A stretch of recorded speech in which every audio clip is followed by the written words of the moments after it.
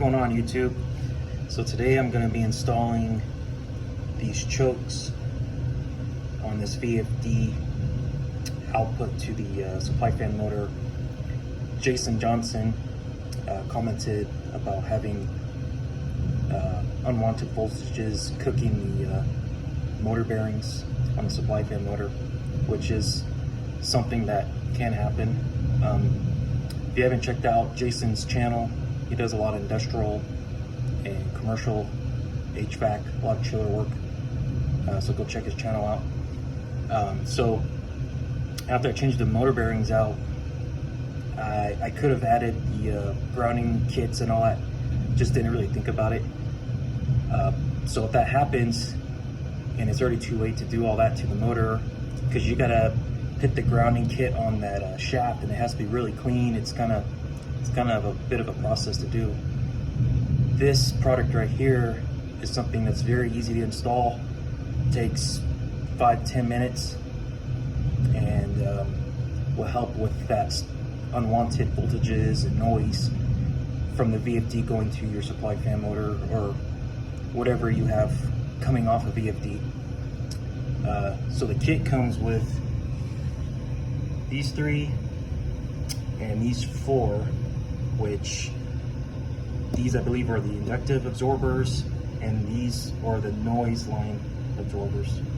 So these would go on each leg, and then all 3 legs would go in between these. It comes with paperwork to talk over the product and tell you exactly what it does, instructions how to install it, gives you some photos. These can do, just this kit alone can do what it says 11 to 40 horsepower motor. I believe anything under the 11 you have to do something else for this to work.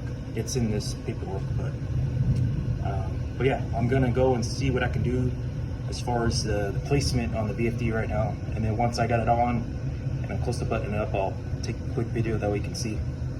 All right, so let me get at it. Before you go doing any type of service on a VFD system here, you need to isolate your power and make sure your source is controlled.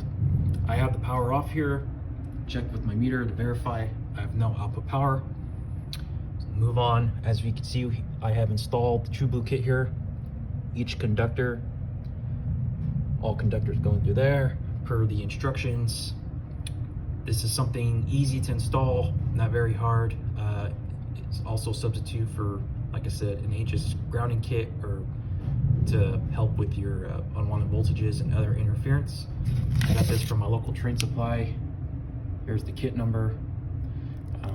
They have a website you can go and check out, but that will do it. All right, see you on the next one.